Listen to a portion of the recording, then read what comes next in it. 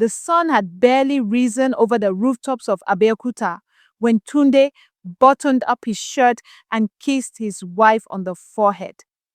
"I'll be back before nightfall," he said with that calm, confident smile she'd loved since their university days.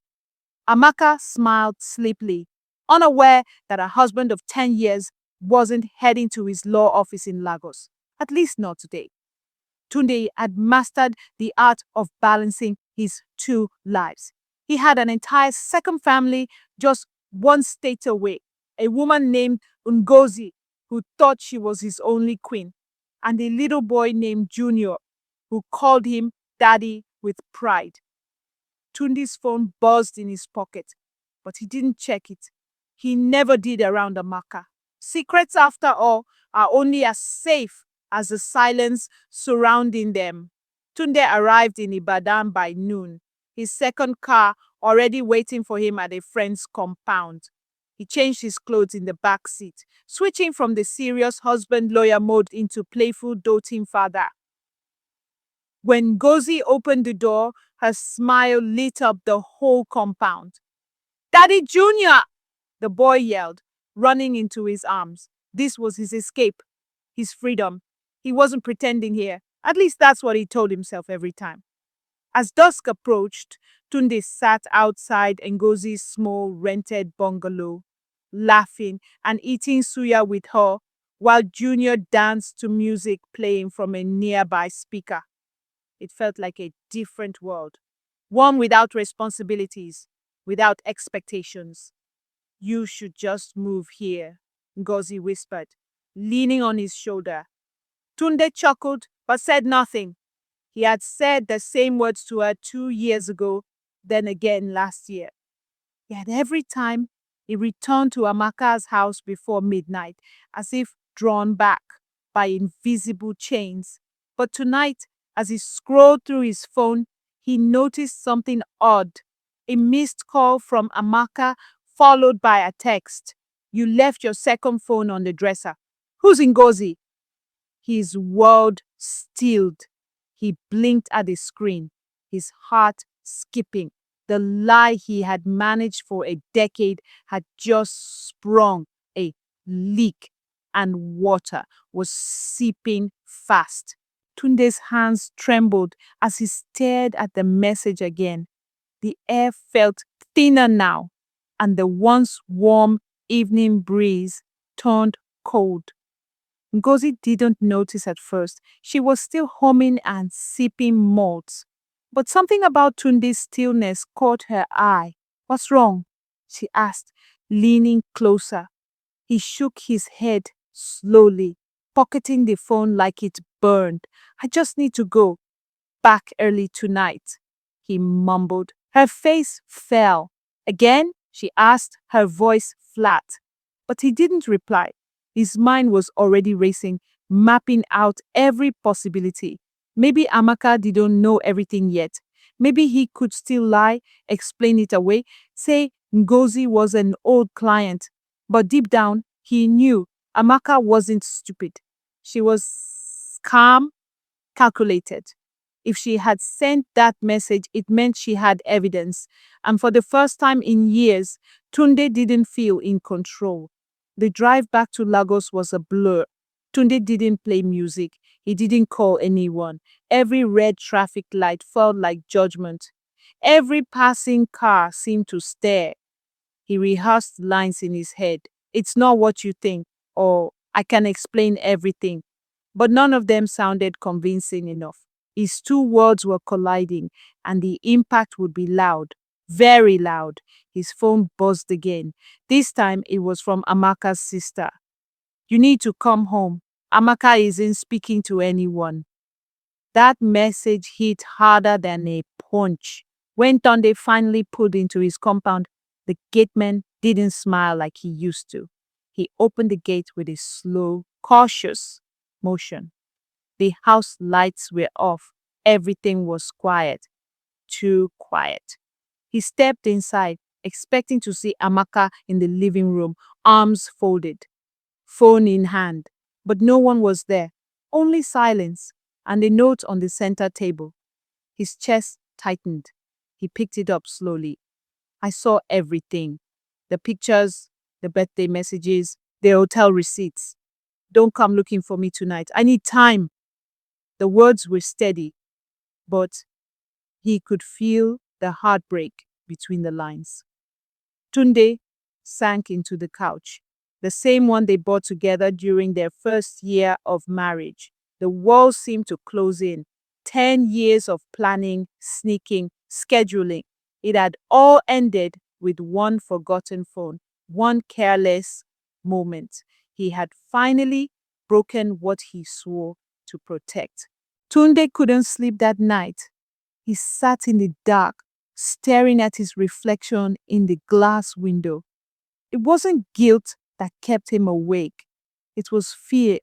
Fear of losing the perfect image he had carefully built over the years. Fear of facing a woman who had loved him purely and trusted him deeply. At 4 a.m., he tried calling Amaka, but her number rang out.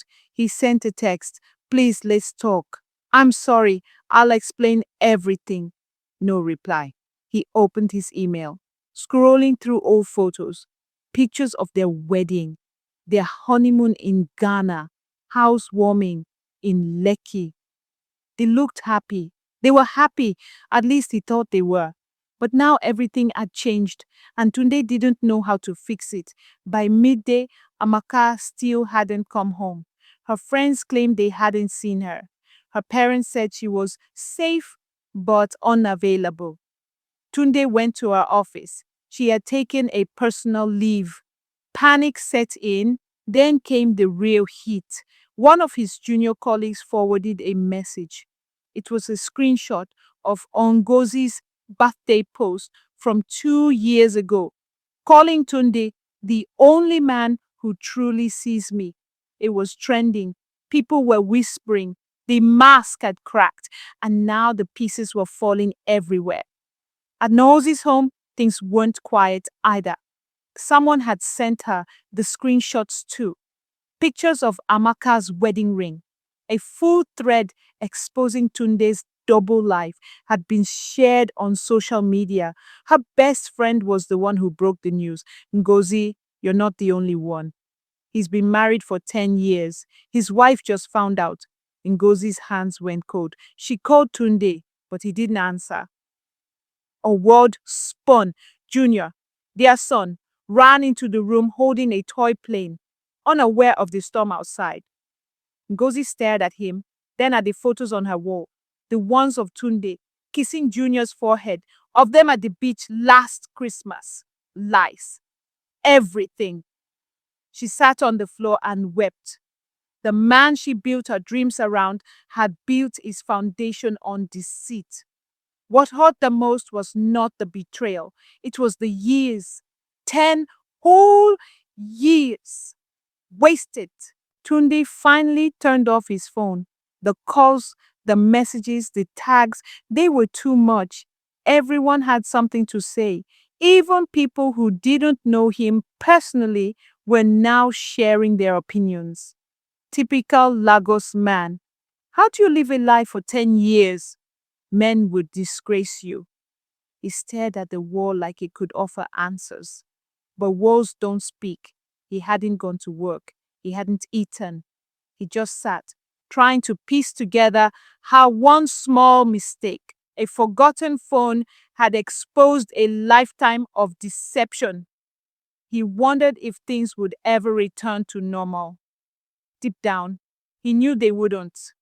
Amaka had changed her WhatsApp picture to a black screen. She hadn't blocked him, but she hadn't replied either. The silence was louder than any insult. Ngozi, on the other hand, was not silent. She stormed into Tunde's compound that evening, unannounced and furious.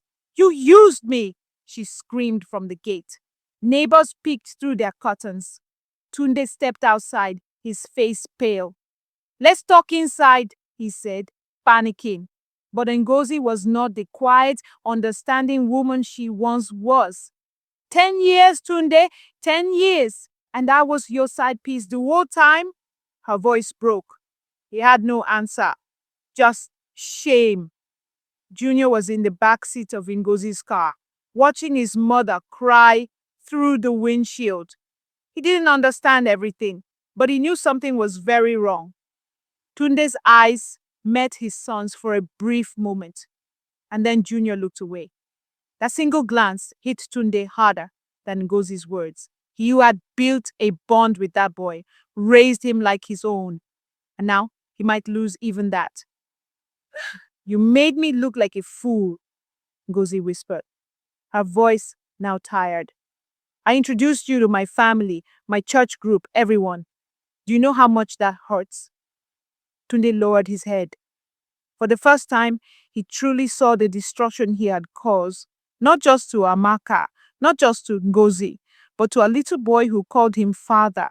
The weight of it all pressed on his chest, and he couldn't breathe. Tunde sat in church the next Sunday, not because he was seeking peace, but because he didn't know where else to go. He kept his face low, avoiding eye contact. Whispers followed him. People shifted on the pews when he walked by. He wasn't just a man with two women anymore. He was the man everyone was talking about. The pastor spoke about truth and repentance that morning. Tunde didn't know if it was coincidence or a direct shot. Either way, the words stung. He used to nod along during sermons, but today he felt like he didn't belong. His world was crumbling and there was no quiet corner to hide in. After service, a deacon approached him, gave a tight smile, and simply said, You need to make things right, fast. Tunde nodded, but in his heart, he had no idea where to start. Back home, Amaka returned quietly. She didn't knock. She had her own keys. Tunde was sitting on the couch, the same spot where he last read her note.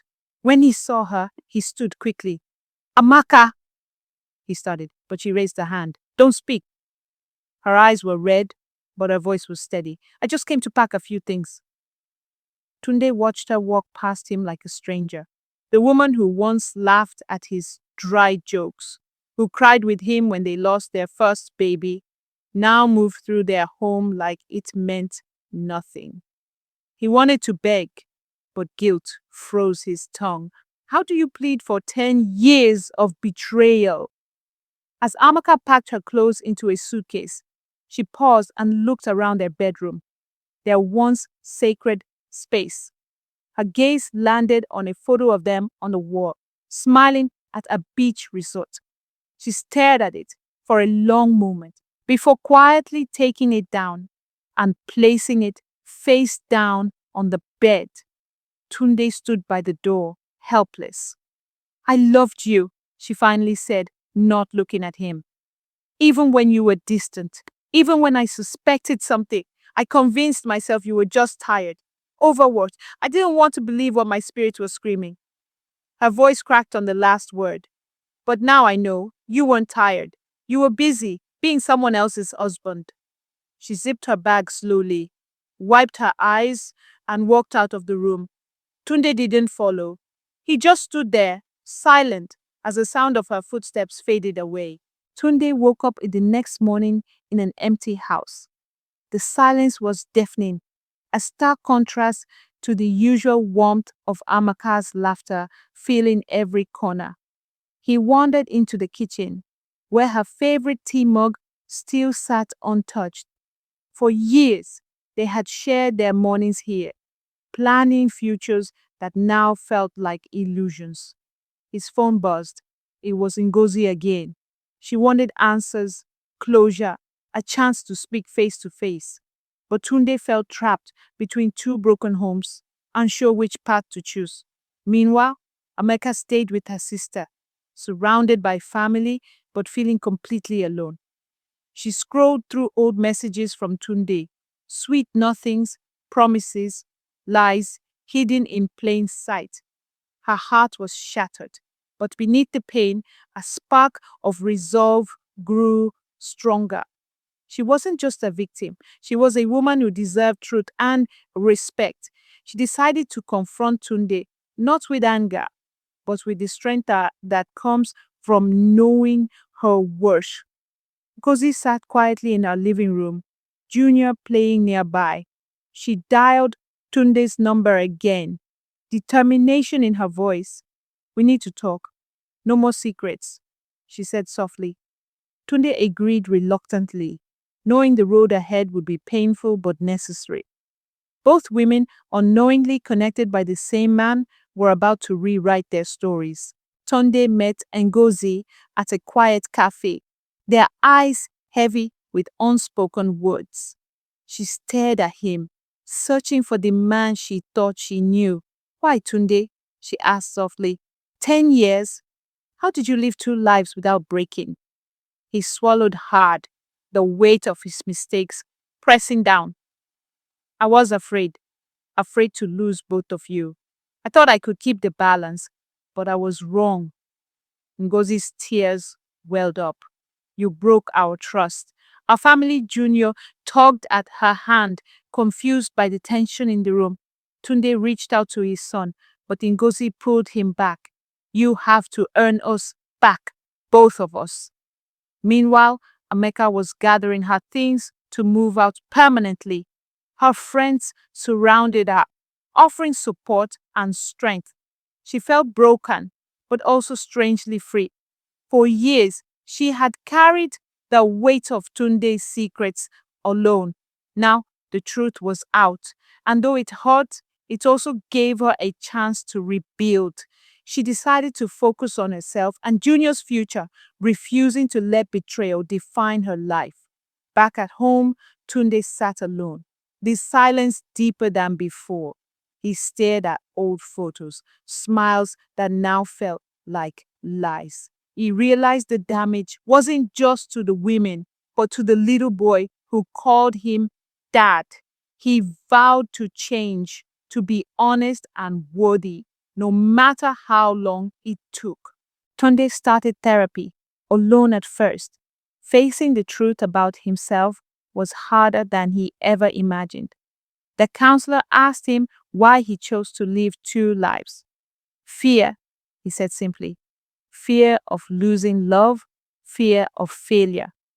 Slowly, he began to understand how his lies had hurt everyone: Amaka, Ngozi, Junior, and himself.